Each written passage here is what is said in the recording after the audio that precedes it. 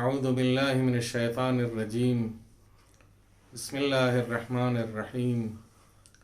الحمد للہ رب العالمین والصلاة والسلام علی اشرف الانبیاء وسید المرسلین خاتم النبیین ورحمت للعالمین مولانا وسیدنا ابی القاسم محمد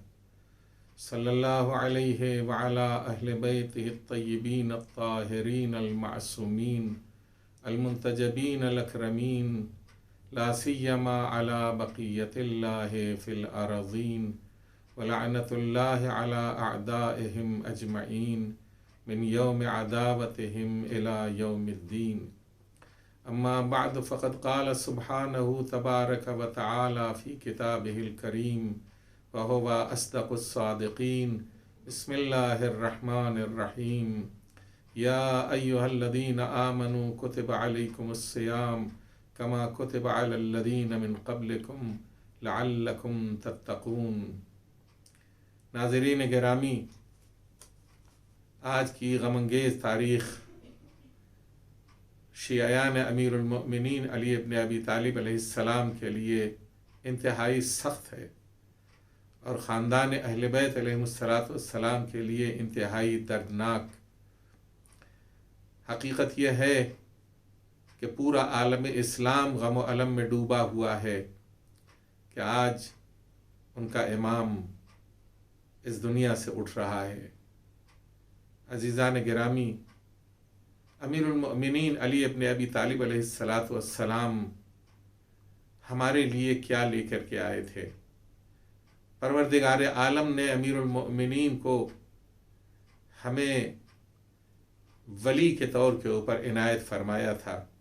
اپنے ولی کے طور کے اوپر، اپنے جانشین کے طور کے اوپر. اعلان پروردگار عالم نے بہت پہلے کیا تھا، انی جاعل فی الارض خلیفہ. یہ وہی ولایت تھی کہ جس کا اظہار اور جس کا اعلان پروردگار عالم نے ابتدائے خلقت آدم میں کیا تھا. پروردگار عالم نے امیر المؤمنین کو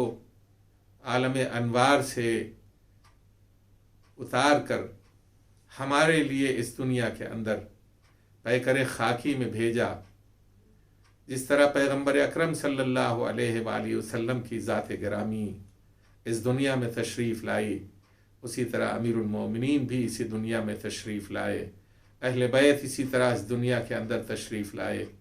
اور اس لیے تشریف لائے کہ پروردگار عالم نے ان کے ذمے ہماری ہدایت کا اور ہمیں انسان بنانے کا کام سونپا تھا. امیر المؤمنین کی شخصیت کو پہچانوانا، امیر المؤمنین کی شخصیت کو دوسروں کے سامنے پیش کرنا، امیر المؤمنین کی ذات کو دوسروں کے لیے نمونہ بنانا، امیر المؤمنین کی شخصیت کو عالم اسلام کے سر کے اوپر تاج کی حیثیت سے پیش کرنا، یہ اللہ کا کام بھی تھا اور رسول اللہ کا کام بھی تھا. اللہ نے اپنے طور سے اور رسول خدا صلی اللہ علیہ وآلہ وسلم نے اپنے طور سے بنی نوع انسان کی اصلاح کے لیے اور انسانوں کو نقطۂ کمال تک پہنچانے کے لیے امیر المؤمنین علی ابن ابی طالب علیہ السلام کا تعارف کرایا. رسالت ناقص رہ جاتی اگر تعارف ولایت کامل نہ ہوتا، رسالت ناقص رہ جاتی اگر اعلان ولایت علی انجام نہ پاتا، رسالت ناقص رہ جاتی اگر امامت کے سلسلے کا اظہار نہ کیا جاتا، رسالت ناقص رہ جاتی اگر خدا کو بندوں سے جوڑنے والا مشخص نہ کیا جاتا اور معین نہ کیا جاتا. رسالت مآب کی رسالت ختم رسالت تھی، رسالت کا سلسلہ تمام ہونے والا تھا، رسالت کا سلسلہ ختم ہونے والا تھا، وحی الہی کا سلسلہ ختم ہونے والا تھا، قرآن مکمل ہو رہا تھا. لیکن اس تکمیل قرآن کے سلسلے میں یہ اپنی جگہ کے اوپر ضروری تھا کہ اس قرآن کا معلم کوئی معین کیا جائے، کوئی مشخص کیا جائے، کوئی مفسر اس کا بنایا جائے اور خدا کی طرف سے بنایا جائے۔ اگر قرآن خداوند عالم کی جانب سے ہے تو مفسر قرآن بھی خدا کی جانب سے ہو، اگر قرآن خدا کی جانب سے ہے تو معلم قرآن بھی خدا کی جانب سے ہو، اگر قرآن بھی خداوند عالم کی جانب سے ہے تو قرآن کی تعویل کرنے والا اور اس کی تفسیر کرنے والا بھی خداوند عالم کی جانب سے ہو۔ یہی وجہ ہے کہ جب قرآن مکمل ہو گیا تو پیغمبر اکرم صلی اللہ علیہ وآلہ وسلم کے اوپر یہ حکم آیا قدرت کی طرف سے کہ اگر آپ نے معلم قرآن کا تعارف نہیں کرایا تو قرآن بھی ناقص رہ جائے گا اور آپ کی رسالت بھی ناقص رہ جائے گی۔ لہٰذا پیغمبر اکرم صلی اللہ علیہ وآلہ وسلم کو حکم دیا گیا اور آپ نے میدان غدیر میں ولایت امیر المؤمنین علی ابن ابی طالب اور معلم قرآن کو پہچنوانے میں پوری شدت سے کام لیا۔ 1,24,000 حاجیوں کے جھرمٹ میں اس کام کو انجام دیا اور کام کو انجام دینے کے بعد اسی خطبے کے اندر یہ بھی ارشاد فرمایا، ایھا الناس انی تارک فیکم الثقلین کتاب اللہ وعطرتی اہل بیتی ما ان تمسکتم بہما لن تضلوا بعدی انہما لن یفترقا حتی یرد علی الحوض۔ میں تمہارے درمیان 2 چیزیں چھوڑ کے جا رہا ہوں، ایک اللہ کی کتاب ہے اور دوسرے اہل بیت ہیں، یہ دونوں ایک دوسرے سے علیحدہ نہیں ہوں گے یہاں تک کہ میرے پاس حوض کوثر کے اوپر پہنچ جائیں گے۔ یہ اعلان تھا غدیر کے میدان میں بھی، اس کے پہلے بھی اس بات کا اعلان کیا گیا، یعنی قرآن کا معلم پہچنوایا گیا، یعنی اللہ اور بندوں کے درمیان واسطے کو پہچنوایا گیا، یعنی اس سلسلے نورانی کو پہچنوایا گیا کہ جو اللہ اور بندے کے درمیان واسطے کا کام کرتے ہیں، ذریعے کا کام کرتے ہیں اور اللہ کی روزی لے کر بندوں تک پہنچاتے ہیں اور اللہ کی عظمت کا اعلان کرتے ہیں اور خداوند عالم کو سے بندوں کو جوڑتے ہیں۔ بندے رسالت مآب کے بعد بکھر جاتے اور بندگی ایسی بندگی ہو جاتی کہ جس میں بت پرستی کو شمول ہوتا، بت پرستی جس میں شامل ہوتی، لیکن امیر المؤمنین علی ابن ابی طالب علیہ السلام کی ولایت کے اعلان کے ساتھ اب یہ معاملہ صاف ہو گیا اور یہ بات صاف ہو گئی کہ جب تک یہ ولایت باقی رہے گی اس وقت تک بت پرستی اپنی بڑائی کا اعلان نہیں کر سکتی، اس لیے کہ بت شکن کا اعلان کیا جا رہا ہے۔ بت پرستی آگے نہیں بڑھ سکتی اس لیے کہ بت شکن کو پہچنوایا جا رہا ہے۔ بت شکنی صرف پتھر کے بتوں کو توڑنے والی بت شکنی نہیں ہے، بلکہ اغراض کے بتوں کو توڑنے والی بت شکنی، وسوسوں کے بتوں کو توڑنے والی بت شکنی، حوائج نفس کو توڑنے والی بت شکنی، خواہشات نفس کے بتوں کو توڑنے والی بت شکنی، نہ جانے کتنے بتوں کو توڑنے والی بت شکنی، یہاں اس بت شکنی کے ذریعے اس ولایت کو کمال اور عروج دیا جا رہا ہے میدان غدیر میں، اور یہی ولایت پہچنوائی جا رہی ہے۔ اور جب تک کہ رسالت کی تکمیل کو سمجھا نہ جائے گا اس وقت تک جب تک کہ ہم ولایت کو نہیں سمجھ سکتے اس وقت تک رسالت کی تکمیل کو نہیں سمجھ سکتے، اور جب تک کہ رسالت کی تکمیل کو نہیں سمجھ سکتے اس وقت تک ہم توحید کو نہیں سمجھ سکتے۔ عرفان الہی عرفان رسالت کا رہین منت ہے، عرفان رسالت عرفان ولایت کا رہین منت ہے، اور یہ چیزیں ایک دوسرے سے جڑی ہوئی ہیں اور وابستہ ہیں۔ یہ ایسی وابستگی ہے، الہی عرفنی نفسک فإنک ان لم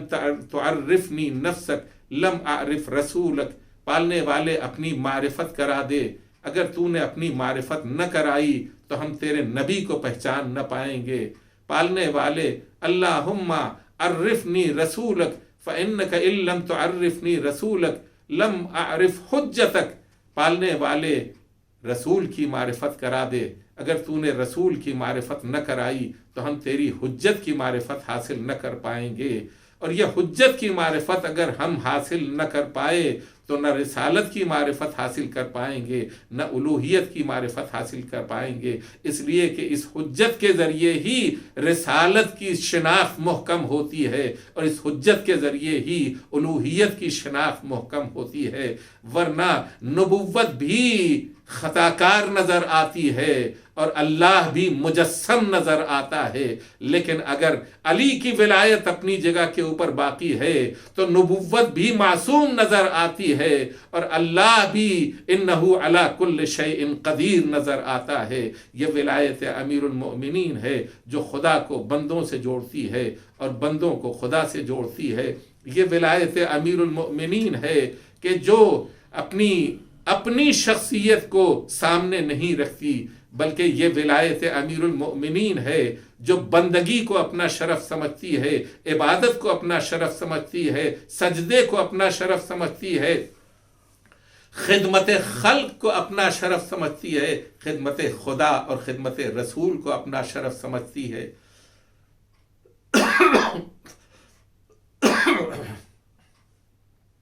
ایک منزل وہ بھی آتی ہے کہ جب دنیا یہ دیکھتی ہے کہ پیغمبر اکرم صلی اللہ علیہ وآلہ وسلم ایک سفر میں ہیں اور اس سفر میں آپ کو نیند کا غلبہ طاری ہوتا ہے، گویا وحی الہی نازل ہونے والی ہوتی ہے۔ پیغمبر اکرم صلی اللہ علیہ وآلہ وسلم کے پاس اس وقت امیر المؤمنین آتے ہیں اور آپ پیغمبر اکرم صلی اللہ علیہ وآلہ وسلم امیر المؤمنین کے زانوں کے اوپر سر رکھ کر کے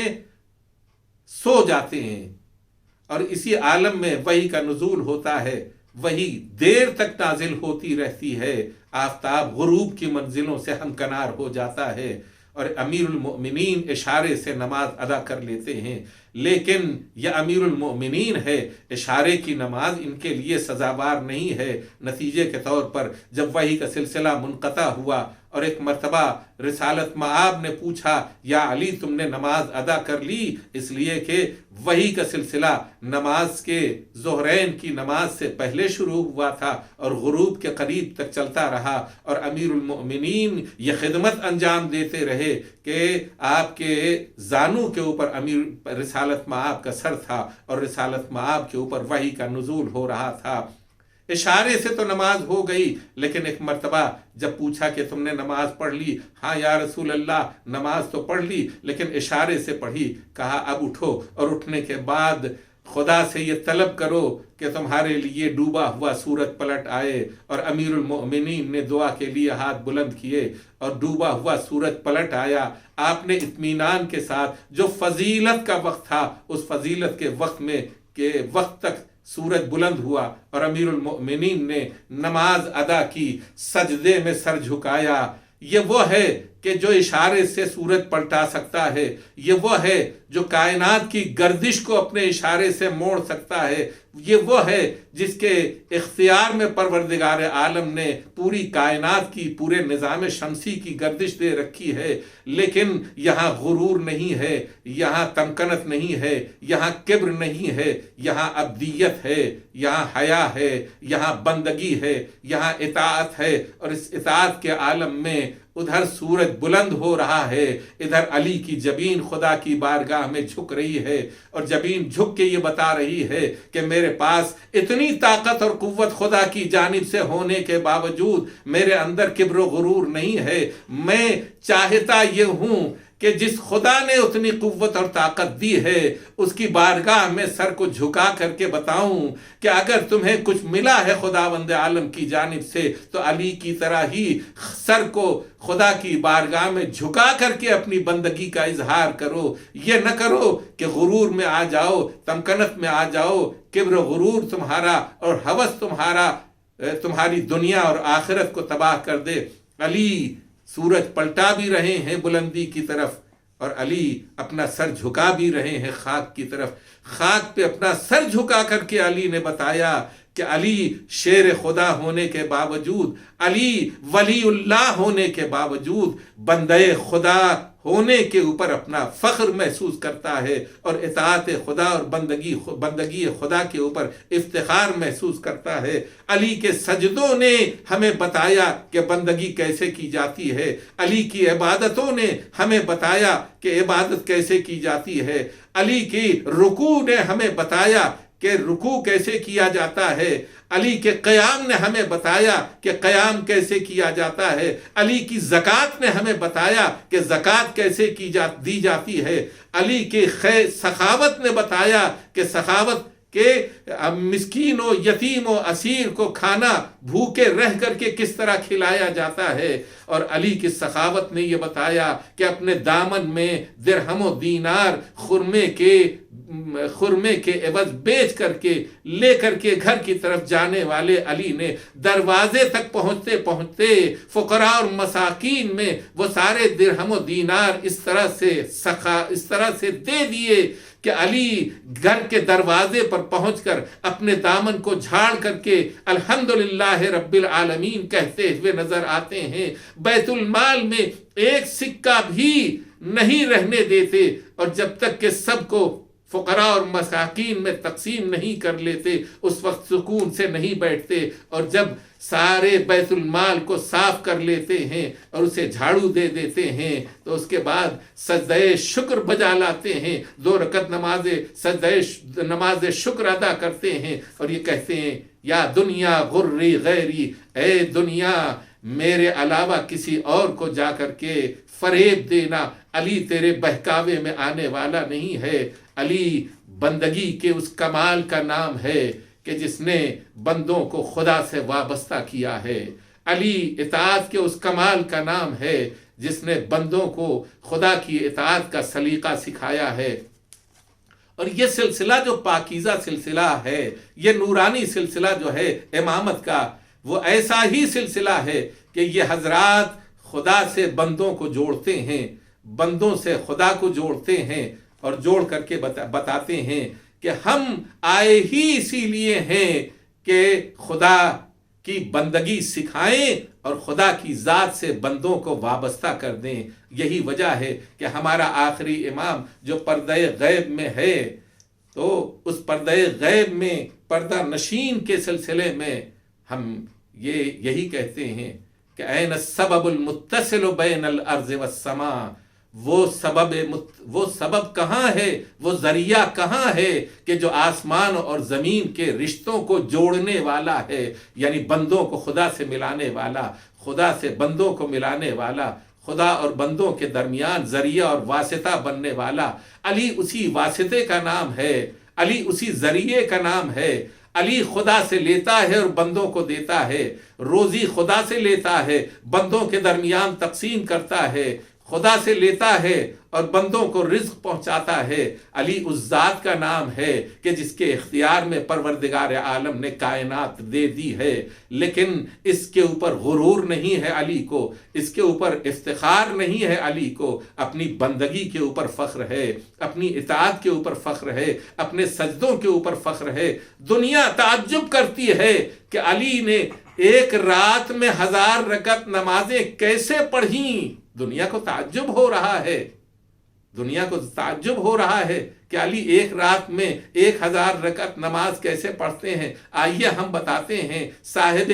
الکتاب الغدیر علامہ امینی نے 1 سال یہ کر کے دکھایا کہ دنیا والو اگر تم سوچتے ہو کہ ہمارا مولا ایک رات میں 1000 رکعت نماز پڑھ کر کیسے پڑھتا ہے تو آؤ ہم تم کو بتاتے ہیں۔ اپنی حیات ہی میں 1 سال مشہد مقدس میں جانے کے بعد علامہ امینی کے حالات میں یہ لکھا ہے، آپ نے یہ طے کیا کہ ماہ مبارک کی پہلی تاریخ سے لے کر ماہ مبارک کی آخری تاریخ تک ہر شب 1000 رکعت نماز پڑھوں گا تاکہ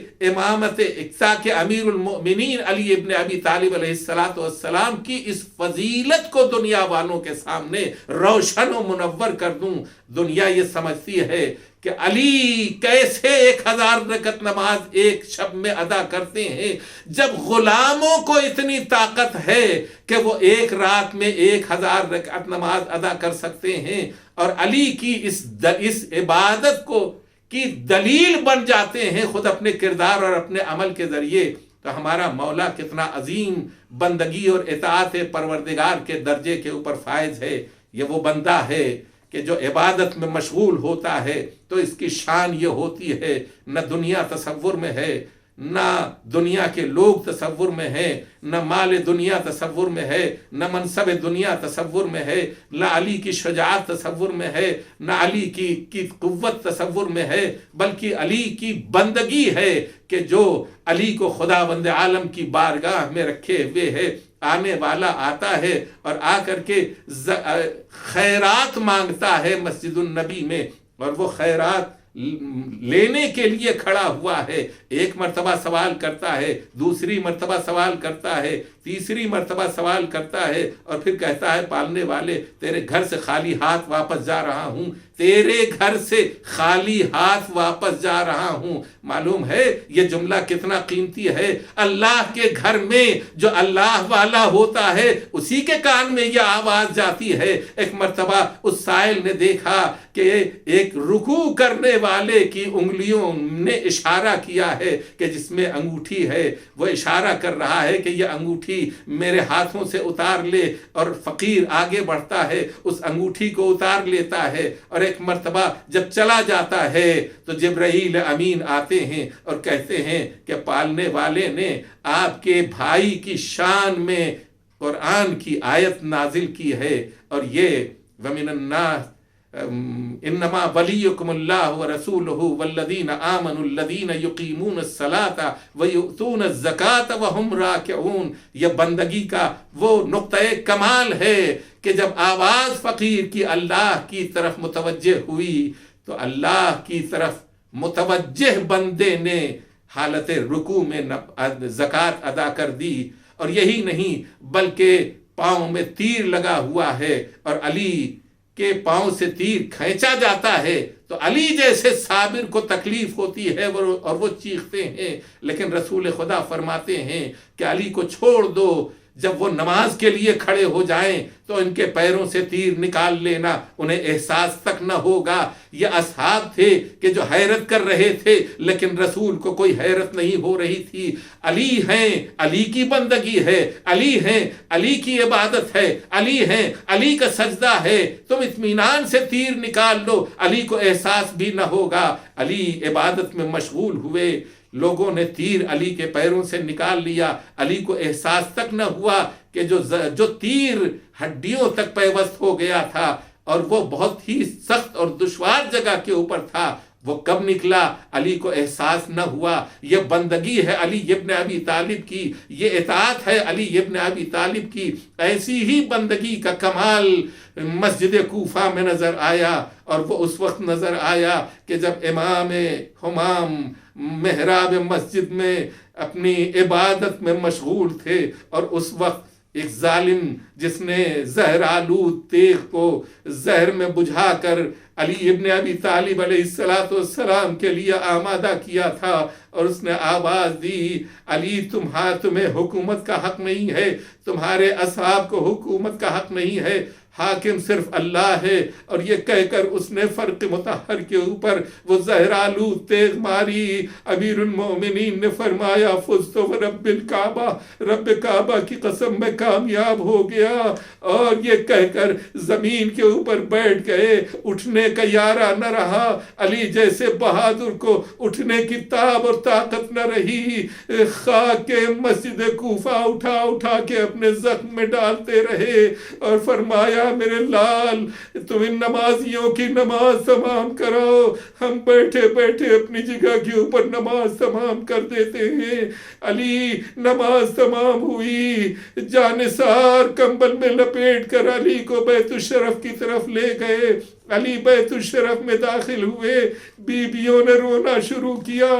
بیٹیوں نے رونا شروع کیا۔ وہ زینب علی کو دیکھ رہی ہے، ابھی تو بابا کو رخصت کیا تھا، صحیح سالم بابا کو رخصت کیا تھا، لیکن کچھ ہی دیر کے بعد جو میرا بابا آیا ہے، بابا کا سر شگافتہ ہے، خون کا فوارہ جس سر مبارک سے بہ رہا ہے اور آپ کی ریش اقدس رنگین ہو رہی ہے، آپ کا وجود خون سے رنگین ہو رہا ہے۔ عزیزو، ایک مرتبہ یہ سارے کے سارے جو تھے چاہنے والے وہ تو واپس چلے گئے تھے دروازے سے، لیکن گھر میں بھی کچھ لوگ موجود تھے جو ایک دوسرے کو پرسا دے رہے تھے کہ علی ہمارے درمیان سے اٹھ رہے ہیں۔ ایسے میں زینب کو ایک خیال آیا، آنے کے بعد سرہانے بیٹھی اور بیٹھنے کے بعد کہا، بابا ام ایمن نے مجھ سے ایک حدیث بیان کی ہے رسول خدا صلی اللہ علیہ وآلہ وسلم کی، میں آپ سے بیان کرنا چاہتی ہوں اور اس کی حقیقت پوچھنا چاہتی ہوں۔ امیر المومنین نے کہا، بیٹی پوچھو وہ کون سی حدیث ہے؟ آپ نے فرمایا، ام ایمن نے مجھ سے بیان کیا ہے کہ یہی کوفہ ہوگا کہ جس میں ایک مرتبہ تم بے مخنو چادر اسیر کر کے لائی جاؤ گی۔ ایک مرتبہ امیر المومنین کی آنکھوں سے آنسو جاری ہوئے، آواز دی، میرے حبیب نے سچ کہا ہے، ام ایمن نے حدیث سچ بیان کی ہے۔ اے زینب، آج سے 20 سال کے بعد تم اسی کوفے میں اپنے بھائی کے سر کو نوکے نیزہ پر دیکھو گی اور بے مخنو چادر بے کجاوا اونٹ کے اوپر اسی کوفے میں آؤ گی اور اسی کوفے میں تمہیں ذلیل و رسوا کرنے کی کوششیں کی جائیں گی، تم اپنے وجود سے خوف زدہ ہوگی۔ عزیزو، زینب ابھی محسوس کر رہی ہے، زینب کو پرسا دینے والے موجود ہیں، علی اس دنیا سے جانے والے ہیں۔ بی بی، آپ کو پرسا دینے کے لیے کتنے لوگ کوفے میں موجود ہیں؟ میں کہوں گا، اے بی بی، ایک بیٹی اور بھی نظر آتی ہے، آپ کی جتنا سن تو نہیں ہے، وہ کم سن بیٹی ہے۔ آپ کو علی کی رحلت پر لوگوں نے پرسا دیا، لیکن اس بیٹی کو پرسا نہیں دیا گیا، اس کے رخسار پر تماچے مارے گئے، اس کے گوشوارے چھینے گئے، جس کی وجہ سے اس کے کانوں کی لویں زخمی ہو گئیں۔ جزاکم ربکم۔ آخری منزل اور آپ کی زحمت کو تمام کرتا ہوں۔ عزیزو، شب کی تاریکی میں علی کو غسل دیا گیا، علی کو کفن پہنایا گیا اور تابوت لے کر کے چلنے کی تیاری ہوئی۔ امیر المومنین نے وصیت کی تھی، آگے سے تابوت خود ہی اٹھ جائے گا، پیچھے سے میرے بچوں تم خود اٹھانا۔ حسن و حسین نے پائیتی سے تابوت اٹھایا، جبرائیل و میکائیل نے آگے سے تابوت اٹھایا۔ تابوت ایک منزل کے اوپر پہنچا ویرانے میں کہ جہاں امیر المومنین کی قبر بنی تھی، زمین کے اوپر حسن نے بیٹھ کر کے زمین تھوڑی سی ہٹائی، دیکھا ایک قبر تازہ نمودار ہوئی، جس پہ لکھا ہوا تھا ایک تختی پہ کہ یہ قبر